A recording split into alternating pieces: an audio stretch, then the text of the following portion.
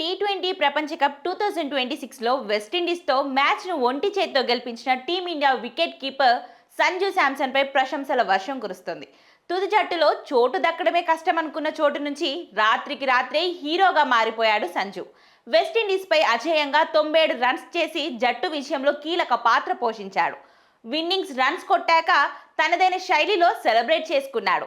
ఇందుకు సంబంధించిన video social మీడియాలో వైరల్గా మారింది. జట్టును విజయ తీరాలకు చేర్చిన అనంతరం సంజు శాంసన్ హెల్మెట్ బ్యాట్ను పక్కన పెట్టి మోకాళ్ల మీద పిచ్ పై కూర్చున్నాడు. ఆ తర్వాత ఆకాశం వైపు చూస్తూ కృతజ్ఞతతో చేతులు జోడించి నమస్కరించాడు. అయితే ఇది చూసిన నెటిజన్లు సంజు శాంసన్ ను ప్రశంసిస్తున్నారు. తన సెలబ్రేషన్స్ లోనే అతడు శ్రీరాముడు, జీసస్, అల్లాకు కృతజ్ఞతలు చెప్పారని పేర్కొంటున్నారు.